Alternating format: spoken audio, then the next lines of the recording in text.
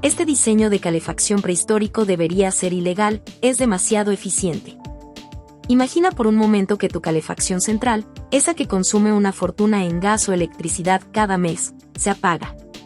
En cuestión de horas, tu casa moderna se transforma en una nevera de cemento, y tú, con toda tu tecnología del siglo XXI, empiezas a temblar. Ahora, da un salto en el tiempo de 15.000 años. Estamos en el pico de la última glaciación. Afuera, un desierto de hielo donde las temperaturas caen a 40, 50 grados bajo cero. Y sin embargo, dentro de una estructura semicircular hecha con huesos de mamut y cubierta con pieles, una familia no solo sobrevive, sino que vive con un nivel de confort térmico que haría llorar a tu termostato inteligente. ¿Cómo es posible? ¿Qué secreto milenario sobre el control del calor hemos enterrado bajo capas de hormigón, acero y comodidad artificial? La verdad es que los pueblos de la Edad de Piedra, desde el Paleolítico hasta el Neolítico, no luchaban contra el frío. Lo domesticaban. Y lo hacían con una eficiencia tan brutal, tan elegante en su simplicidad, que entenderla hoy puede sentirse como descubrir un truco que debería ser ilegal. Porque va en contra de todo lo que nos han vendido, que necesitamos sistemas complejos, costosos y que consumen mucha energía para estar calientes. Hoy vas a descubrir que estaban equivocados. Muy equivocados. Empecemos por el concepto más básico y, a la vez, más revolucionario. La calefacción no es sobre calentar el aire. Es sobre almacenar el calor. Nosotros, en nuestro mundo moderno, somos adictos a calentar volúmenes de aire que se escapan por las ventanas, se filtran por las puertas y se disipan en minutos. Es como intentar llenar de agua un colador. Los primeros humanos eran físicos intuitivos. Entendían, por pura observación y supervivencia, que el verdadero poder estaba en los materiales densos, la piedra, la tierra, el barro. Estos elementos no se calientan rápido, pero una vez que absorben el calor, lo guardan con avaricia y lo sueltan con una lentitud exasperante y perfecta. Este es el principio de la masa térmica, y es la piedra angular de toda su ingeniería. Piensa en una fogata en la playa. La leña se consume en 1 hora, las brasas se apagan en 2. Pero esa roca grande donde apoyaste el fuego, esa piedra plana, seguirá tibia, irradiando calor, hasta bien entrada la madrugada. Ellos no veían una roca. Veían una batería. Una batería natural, gratuita y de una capacidad descomunal. Y toda su tecnología de climatización se basó en cargar al máximo esas baterías con la menor cantidad de combustible posible. Ahora, viajemos a un lugar concreto, el asentamiento de Mesirich, en Ucrania, hace unos 15.000 años. Aquí, grupos de cazadores-recolectores del Paleolítico Superior construyeron viviendas que desafían la lógica. El invierno era implacable, una estepa congelada. Y su respuesta fue usar los esqueletos de los animales más grandes que conocían, los mamuts. Estas cabañas, con cimientos de cráneos gigantes y paredes de colmillos entrelazados, estaban cubiertas con pieles cocidas con precisión. Pero el verdadero truco no estaba en los huesos, sino en lo que ocurría dentro. En el centro, un hogar de piedras. No un fuego cualquiera, sino uno cuidadosamente mantenido con combustible denso, como huesos, que arden largo y caliente, o madera de raíz. Alrededor del fuego, dispuestas en círculo, había grandes cantos rodados. Estas no eran decoración. Eran el núcleo del sistema. Durante las horas de actividad, al atardecer, el fuego se avivaba. Las piedras absorbían ese calor intenso, alcanzando temperaturas altísimas. Luego, cuando la familia se preparaba para descansar y el fuego se reducía a brasas controladas, sucedía la magia. Las piedras, ahora convertidas en radiadores naturales, empezaban a emitir un calor constante, parejo y duradero. La temperatura dentro de ese espacio sellado por pieles, gracias a la radiación infrarroja directa de las piedras y a la masa térmica de los propios huesos de mamut, que también absorbían calor, podía mantenerse muy por encima del punto de congelación durante toda la noche, con un consumo mínimo de combustible. Era como tener un acumulador de calor de piedra.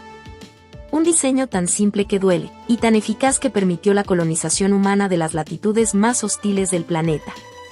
Pero esto era solo el principio, el sistema básico de batería portátil.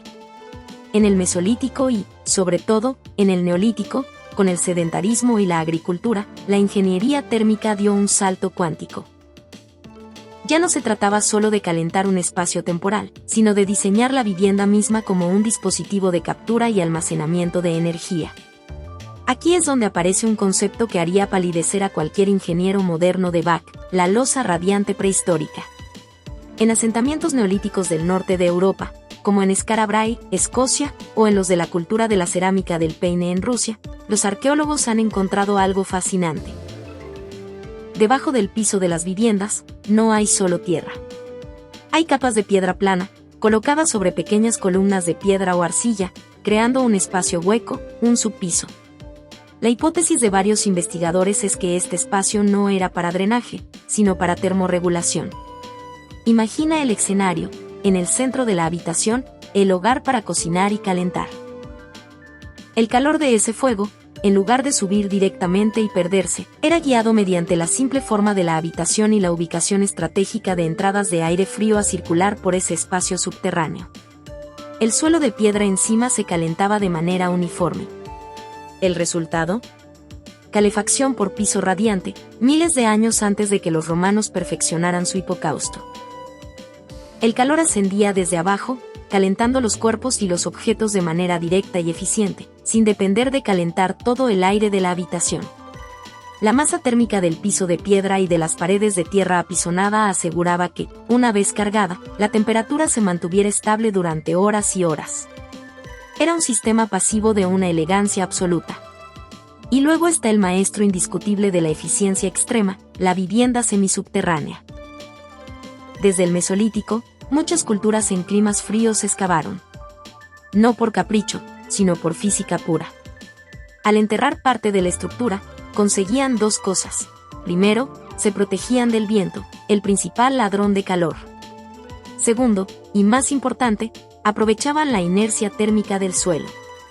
La Tierra, a cierta profundidad, mantiene una temperatura casi constante durante todo el año, mucho más cálida que el aire en invierno y más fresca en verano. Una casa semienterrada en una ladera orientada al sur, al sol, se convertía en un termo gigante. Durante el día, el sol bajo del invierno entraba por la entrada o por aberturas estratégicas, calentando el interior, sobre todo, las paredes de tierra y piedra. Por la noche, esa tierra liberaba el calor almacenado. Pero el genio no paraba ahí.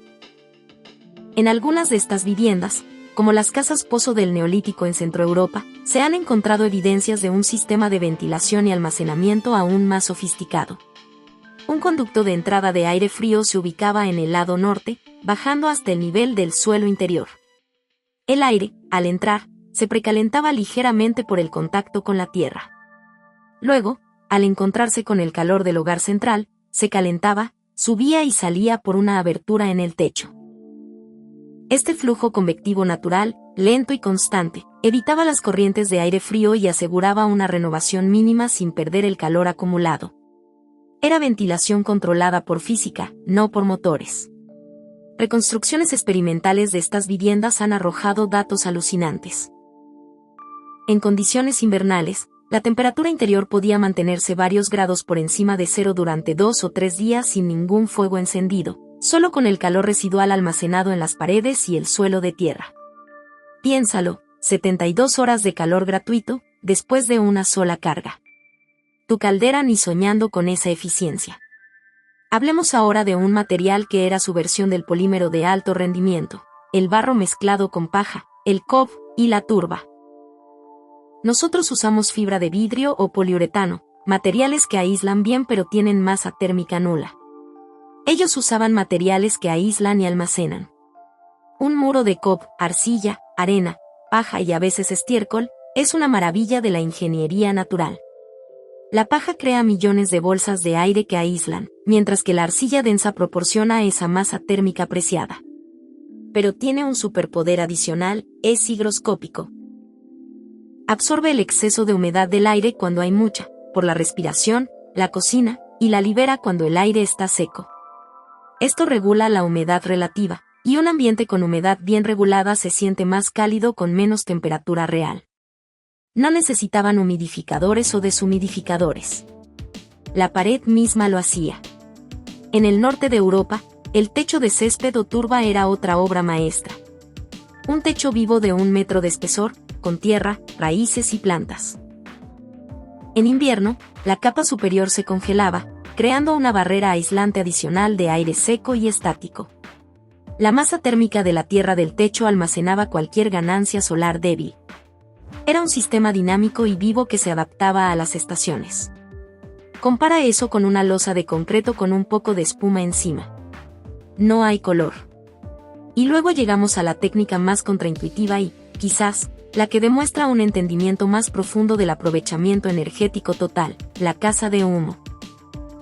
En regiones boscosas del Neolítico, como en los Alpes, se construían cabañas de troncos altas, a menudo sin una chimenea propiamente dicha. El humo del hogar central simplemente subía y se acumulaba bajo el techo, antes de filtrarse lentamente por la paja o las tablas. Suena a una pesadilla para los pulmones, y lo era, pero desde un punto de vista de eficiencia energética pura, era despiadadamente brillante. Ese humo caliente que nosotros expulsamos sin piedad, para ellos realizaba 3 trabajos críticos antes de escapar. Primero, esa capa de aire y humo sobrecalentado bajo el techo actuaba como una manta aislante flotante, evitando que el calor radiante del fuego escapara rápidamente. Segundo, curaba y preservaba cantidades masivas de carne y pescado colgados en las vigas, funcionando como un ahumador gigante integrado que garantizaba comida para meses. Tercero, los compuestos del humo, como los fenoles y alquitranes, impregnaban la madera del techo y las vigas, preservándolas de insectos, hongos y la putrefacción, extendiendo la vida útil de la estructura durante décadas. Un solo fuego daba calor, seguridad alimentaria y mantenimiento estructural. El costo para la salud respiratoria era alto, pero la eficiencia del sistema, en un contexto de supervivencia extrema, era imbatible. Capturaba y utilizaba hasta la última brizna de energía de la combustión, algo que ninguna chimenea sellada moderna puede pretender. El principio de la batería de calor personal también lo dominaban. Las famosas camas calientes de piedra. No solo calentaban piedras para el suelo de la vivienda. Preparaban camas individuales. Calentaban piedras más pequeñas y planas en el fuego, las envolvían en pieles o musgo húmedo, que creaba un vapor suave y evitaba quemaduras. Y las colocaban en los lechos de hierba y piel donde dormirían. Era calor dirigido, de alta densidad, justo donde el cuerpo lo necesitaba, en el núcleo. El gasto energético para calentar una piedra del tamaño de una cabeza es ínfimo comparado con el de mantener todo un espacio a 20 grados centígrados. Esta microeficiencia aplicada al confort personal es algo que hemos perdido por completo. Nosotros sobrecalentamos toda nuestra casa para poder andar en pantalones cortos en pleno enero. ¿Por qué, entonces, abandonamos esta sabiduría que funcionaba con una eficiencia que hoy llamaríamos de ciencia ficción? La respuesta es un cóctel de conveniencia, energía barata y especialización. Con la agricultura a gran escala y, más tarde, con los combustibles fósiles, el esfuerzo de recolectar leña de manera sostenible dejó de ser la principal preocupación de las sociedades urbanizadas. Poder quemar carbón en una estufa de hierro en una ciudad era más inmediato que diseñar una casa que necesitara leña una vez al día. La tecnología se divorció de la arquitectura. El conocimiento del diseño térmico pasivo, transmitido oralmente y perfeccionado durante milenios por prueba y error, se fue difuminando. Construir con la orientación al sol para captar su calor invernal, algo intuido en la disposición de muchos poblados neolíticos. Dejó de ser crucial cuando tenías un montón de carbón para quemar. Cambiamos la eficiencia a largo plazo y la resiliencia, poder sobrevivir si se acaba el combustible, por el control instantáneo y la comodidad despreocupada. Un error monumental cuyo precio estamos pagando ahora con dependencia energética, costos estratosféricos y una crisis ambiental. La lección de la Edad de Piedra no es que debamos volver a vivir en cuevas. Es una lección de filosofía del diseño. Es entender que el entorno construido debe ser un aliado, una extensión de la termorregulación natural del cuerpo. Sus principios fundamentales: maximizar la masa térmica con materiales locales, priorizar el calor radiante sobre el convectivo, sellar contra el viento pero permitir la respiración de los muros, y orientarse en armonía con el sol y la tierra son los mismos que hoy defiende la arquitectura bioclimática y el estándar Passivhaus. Lo que hoy se vende como innovación revolucionaria en sostenibilidad es, en esencia, el redescubrimiento de una sabiduría profundamente antigua. Un saber que convirtió a unos seres aparentemente frágiles en los amos de la era glacial. Si este viaje a los cimientos de la ingeniería humana te ha hecho cuestionar lo que damos por sentado, entonces este canal es para ti. Suscríbete ahora, porque aquí no solo hablamos del pasado. Desciframos los manuales de supervivencia que escribió la humanidad y que aún tienen las páginas más relevantes. Tenemos videos que exploran cómo conseguían agua potable en el desierto con trampas de rocío, cómo fabricaban herramientas con una precisión que las máquinas modernas apenas igualan, y cómo su comprensión de los ciclos naturales era su verdadera tecnología avanzada.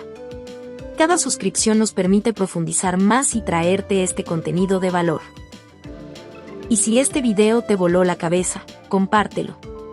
Compártelo con ese amigo que es un fanático de la supervivencia, con ese arquitecto que piensa en sostenibilidad, o simplemente con alguien que disfruta ver cómo las soluciones más simples suelen ser las más brillantes. Ayúdanos a esparcir la idea de que nuestro pasado no es un museo de la ignorancia, sino una biblioteca de ingenio puro. Déjanos en los comentarios qué otro sistema prehistórico te genera curiosidad. ¿Sus métodos de conservación de alimentos que duraban años? ¿Sus técnicas de caza que requerían un conocimiento animal sobrehumano? Tu interacción es el combustible para este canal.